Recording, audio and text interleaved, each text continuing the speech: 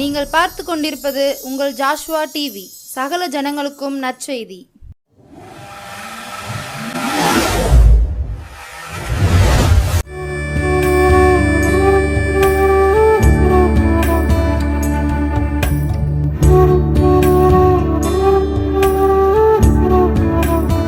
கர்த்தராகிய இயேசு கிறிஸ்துவின் நாமத்தினாலே ஜோஷா டிவி நேயர்கள் யாவரையும் வாழ்த்துகிறேன்.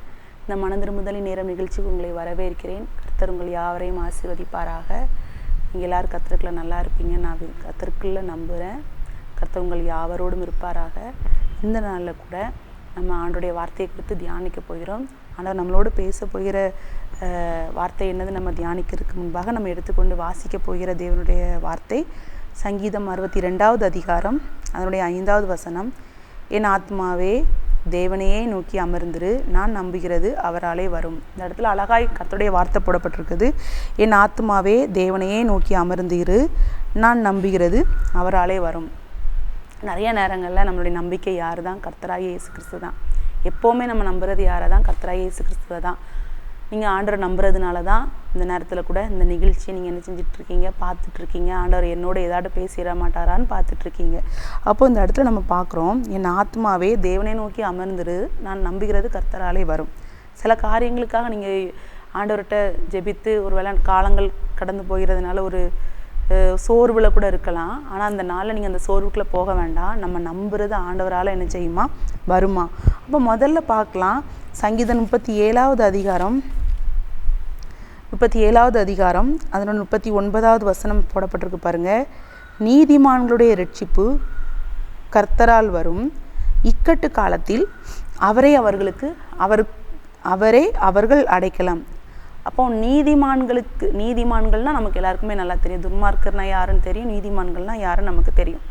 அப்போ நீதிமான்களுடைய இரட்சிப்பு கர்த்தரால் வருமா? அப்போ நம்ம ஆண்டவருக்குள்ள சரியாய் நடக்கும்போது, ஆண்டோடைய பார்வையில் அவருடைய இரத்தத்தினால நம்ம கழுவப்பட்டு அவர் பார்வையில் நம்ம நீதிமானாய் நம்ம வாழும்போது ரட்சிப்பு யாரால் வருமா? கர்த்தரால் வருமா? ஒரு பிரச்சனைகள் வரும்போது அந்த இடத்துல ஹெல்ப் பண்ணுறதுக்கு ஆள் இல்லாமல் நீங்கள் இருக்கும்போது அவங்களுக்கு அந்த ரட்சிப்பு யாரால் வருமா? கர்த்தரால் வருமா? இக்கட்டு காலத்தில் அவரே அவர்களுக்கு அடைக்கலாம். அப்போ ஒரு நீதிமான் நம்ம நிறையா சரியாக வாழ்ந்துருக்கு. இந்த இடத்துல போடப்பட்டிருக்கு, நீதிமானுடைய ரட்சிப்பு கர்த்தரால் வரும், இக்கட்டு காலத்தில் அவரே அவர்களுக்கு அடைக்கலாம். அப்போ நீங்கள் நீதிமானாய் நம்ம வாழும்போது, நீதிமானாய் நம்ம இருக்கும்போது பிரச்சனை வருமானா வரும். ஆண்டவர் நம்ம கூட இருக்கும்போது பிரச்சனை வருமானா வரதான் செய்யும். அதுதான் அந்த இடத்துல போடப்பட்டிருக்கு. அப்போ நீதிமானாக இருக்கிறவனுக்கு கூட ஒரு காலம், இக்கட்டு காலம்னு ஒன்று என்ன செய்யுது இருக்குது. எப்போவுமே அவனுக்கு நல்ல காலம் இல்லை, இக்கட்டு காலம். அப்போ எந்த ஒரு மனிதனாக இருந்தாலும் வாழ்க்கையில் ஏற்றத்தாழ்வுகள், ஏற்ற இறக்கங்கள் இருக்கும். சில நாட்கள் நன்றாக போயிட்டுருக்கும் வாழ்க்கை, சில நாட்கள் ஒரு டவுனில் போயிட்டுருக்கும். அப்போ இக்கட்டு காலம்னு ஒரு காலம் என்ன செய்யப்பட்டிருக்கு? போடப்பட்டிருக்கு. அப்போ இக்கட்டு காலத்தில் அவரே அவர்களுக்கு அடைக்கலாமா? அவரே அவர்கள் அடைக்கலாம். அப்போ நம்ம நீதிமானாக இருக்கும்போது நம்ம வாழ்க்கையில் இக்கட்டுகள், பிரச்சனைகள்னு ஒன்று வரும்போது யார் அவர்களுக்கு அடைக்கலமாக இருக்கிறார்னா கர்த்தர் தான் அடைக்கலமாக இருக்கிறார். அப்போ நம்ம நீதிமானாய் நம்ம நீதிமானாய் வாழும்போது நமக்கு இக்கட்டு வரும்போது யார் நம்மளுடைய அடைக்கலமாக இருக்கிறார்? கர்த்தர் அடைக்கலமாக இருக்கிறார். அதை தான் நம்ம முதல்ல பார்த்தோம். என் ஆத்மாவே தேவனையே நோக்கி அமர்ந்திருது, நான் நம்புகிறது அவராலே வரும். அப்போ நம்ம வாழ்க்கையில் நம்ம ஆத்மாவை, நம்ம இருதயத்திட்ட நம்ம சோர்வு வரும். எப்போ நமக்கு சோர்வு வரும்னா இக்கட்டு காலங்கள், நம்ம வாழ்க்கையில் ஒரு பிரச்சனைகள், நம்ம நினைக்காத ஒரு பிரச்சனை, நம்ம நினைக்காத ஒரு தோல்வி, நம்ம நினைக்காத ஒரு இழப்பு, நம்ம நினைக்காத ஒரு பெரிய கஷ்டமான காரியங்கள் நம்ம வாழ்க்கையில் நடக்கும்போது தான் நம்ம ஆத்மாவில் ஒரு சோர்வு வரும், நம்ம வாழ்க்கையில் ஒரு சோர்வு வரும். நம்ம ரொம்ப டவுனாக இருக்கிற ஒரு சுச்சுவேஷனில் இந்த வார்த்தையில் நம்ம எடுத்து நம்ம என்ன செஞ்சுக்கணும்? தியானித்துக்கணும். அப்போ இக்கட்டு காலங்களில் ஒரு இப்படிப்பட்ட சுச்சுவேஷனில் இருந்துட்டு கூட நீங்கள் ஆண்டோடைய வார்த்தையை கேட்டுக்கொண்டிருக்கலாம். இப்போ இந்த காலங்களுக்கு பலன் யார்? கர்த்தர். அப்போ இந்த காலம் இப்படியே இக்கட்டு காலம் இருக்குன்னா இல்லை, இப்போ இக்கட்டுகள் இருக்கலாம். அடுத்த வாரத்தில் கூட ஆண்டவர் அந்த வாழ்க்கையில், உங்கள் வாழ்க்கையில் அந்த பிரச்சனைகள்லேருந்து என்ன செய்யலாம்? ஒரு விடுதலையை தரலாம். அடுத்தது நீங்கள் பார்த்தீங்கன்னா நீதிமொழிகள் 21வது அதிகாரம் 31வது வசனம். நீதிமொழிகள் 21:31.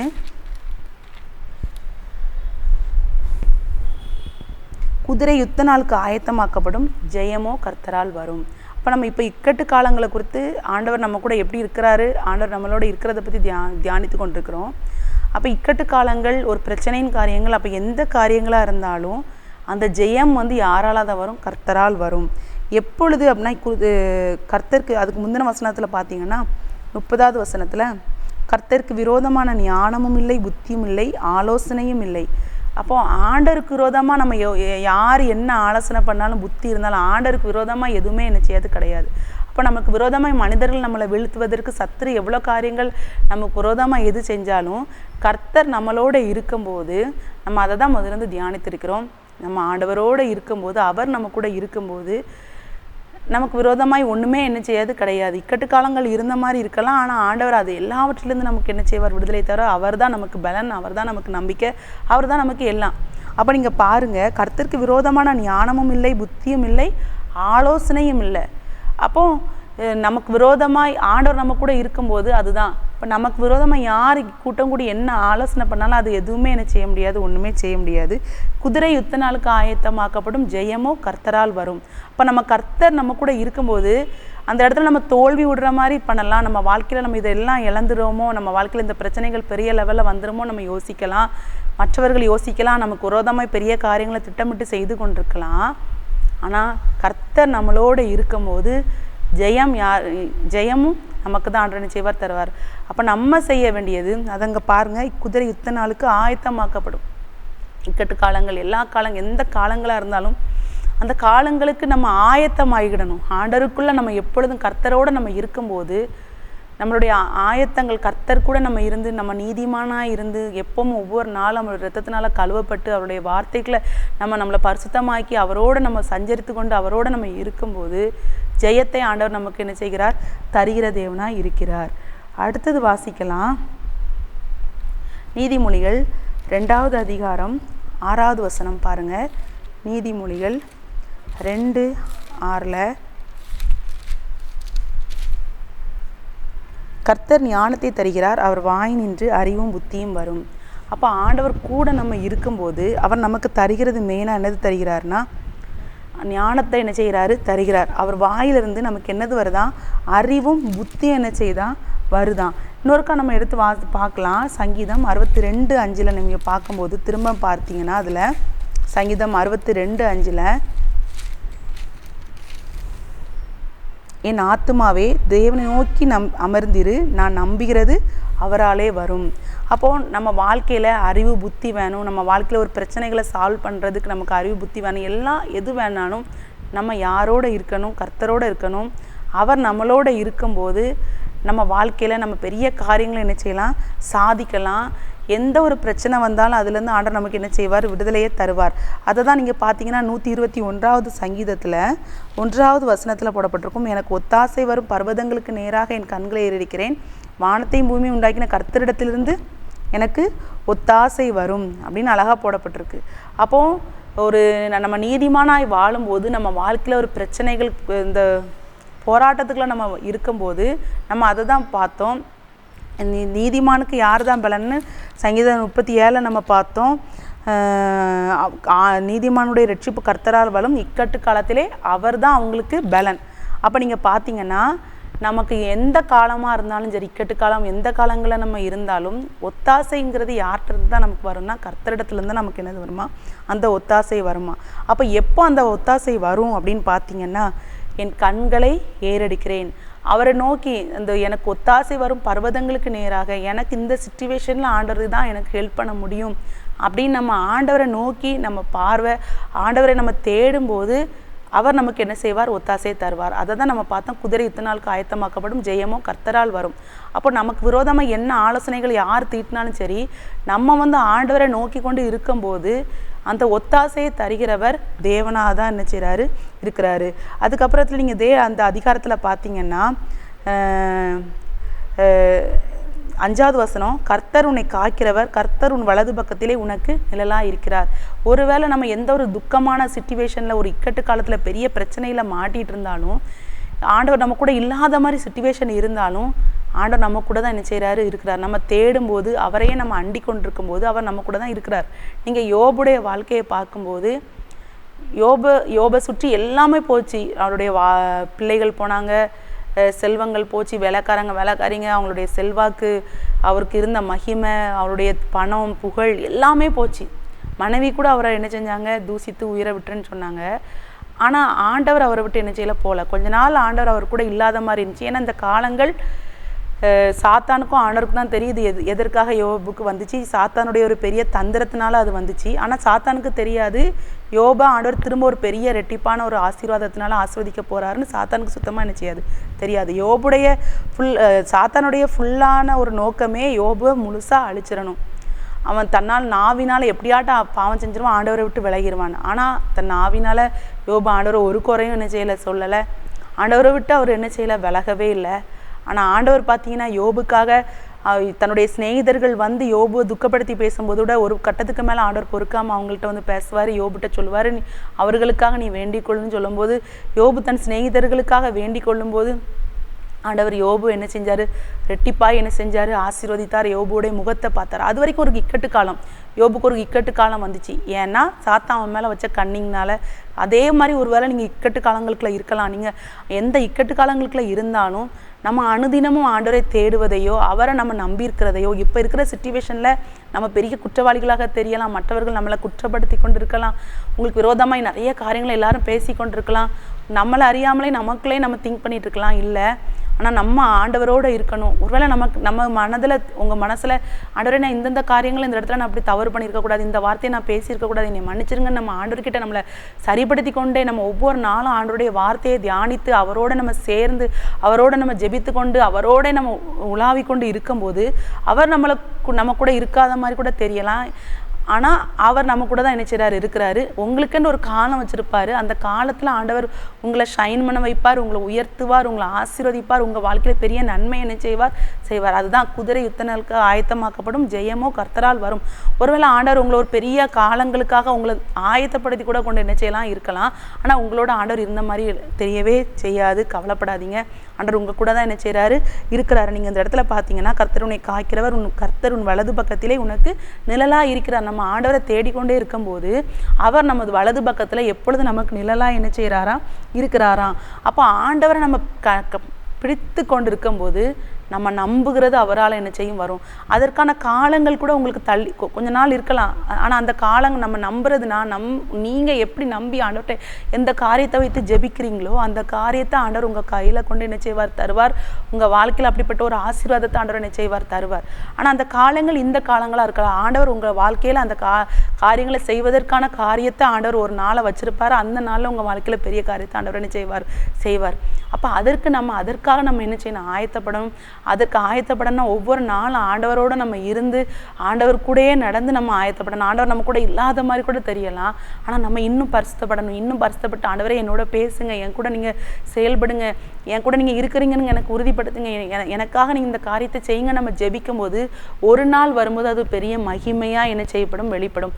அப்போ நீங்கள் யோபுடைய புஸ்தகத்தில் நீங்கள் வாசித்து பார்க்கும்போது அவருடைய சகோதரர்கள் வந்து நிறைய அவருக்கு அட்வைஸ் பண்ணுறாங்க. ஏதோ யோபு பெரிய பாவத்தை செய்ததுனால தான் அவர் வாழ்க்கையில் இப்படிப்பட்ட பிரச்சனைகள் வந்ததுங்க மாதிரி பயங்கரமான யோபுக்கு விரோதமாக நிறைய காரியங்கள் என்ன செய்வாங்க, பேசுவாங்க. ஆனால் ஆண்டவர் திடீரென்று பேசி யோபுவை ஆசீர்வதிக்கும் போது அவங்க யோசித்து பாருங்கள். அப்போ நம்ம தெரியாமல் யோபுவை போய் என்ன செஞ்சுட்டு இவ்வளோ பேசிட்டோம். யோபு உண்மையிலே என்ன ஆண்டவருக்கு முன்பாக உத்தமனும் சன்மார்க்கனுமாக தான் யோபு என்ன இருந்திருக்காருன்னு கண்டிப்பாக அவங்க என்ன செஞ்சுருப்பாங்க, அன்றைக்கு யோசித்து என்ன செஞ்சுருப்பாங்க, பார்த்துருப்பாங்க. அப்போ நம்ம ஒவ்வொரு நாளும் கர்த்தரோடு இருக்கிறவர்களாக அவர் விரும்புகிற காரியங்களை நம்ம என்ன செய்யணும், செய்கிறவர்களாக நம்ம என்ன செய்யணும், இருக்கணும். கடைசியாக நம்ம ஒரு வசனத்தை வாசிக்கலாம். வெளிப்படுத்தல் 22வது வசனம், 22வது அதிகாரத்தில்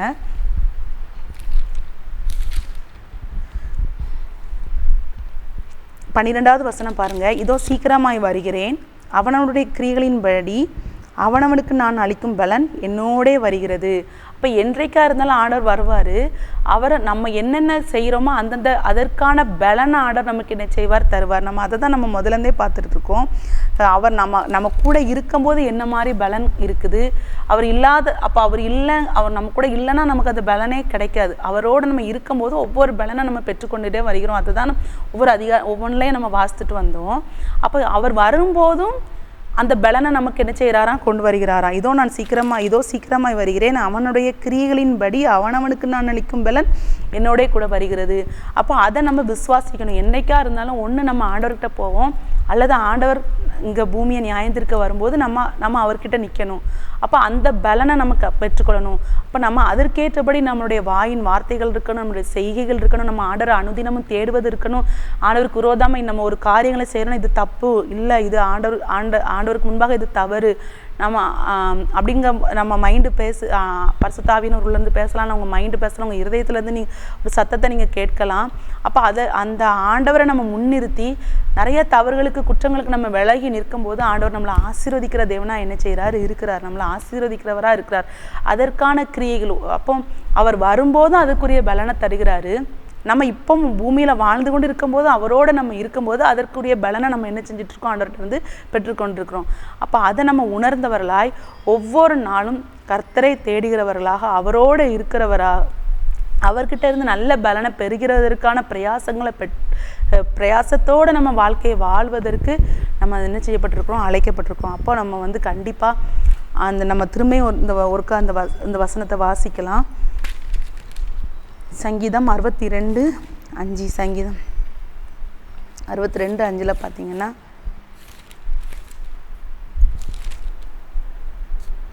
என் ஆத்மாவே தேவனையே நோக்கி அமர்ந்திரு, நான் நம்புகிறது அவராலே. ஒவ்வொரு நாளும் நம்ம அவரை நோக்கி நம்பி அவரே நம்பி நம்ம அமர்ந்திருக்கும் போது, அவரை நம்பி நம்ம எல்லா காரியங்களையும் செய்யும்போது ஆண்டவர் நம்மளை ஆசீர்வதிக்கிற தேவனாய், நமக்காக பெரிய காரியங்களை செய்கிற தேவனாய் நம்ம மத்தியில் என்ன செய்வார், இறங்கி வருவார், நமக்காக செயல்படுவார். அவருடைய வருகையிலே நம்ம அதுக்கான பலனை நம்ம என்ன செய்வோம், பெற்றுக்கொள்வோம். அப்படியே நம்ம கண்களை மூடி ஜெபிக்கலாமா?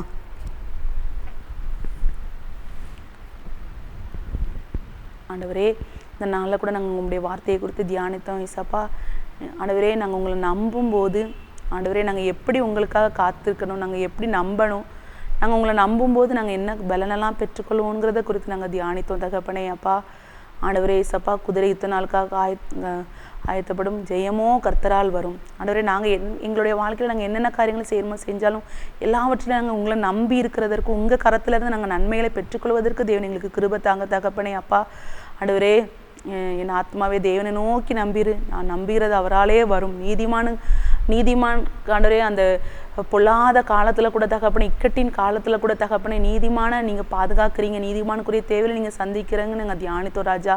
ஆண்டவரே, ஒருவேளை நாங்கள் துன்மார்க்கராக உங்கள் மத்தியில் இருக்கலாம் ராஜா, உங்கள் பார்வையில் இருக்கலாம், ஒருவேளை எங்கிட்ட எந்த குற்றங்கள் குறைகள் இருந்தாலும் மன்னிச்சிருங்க.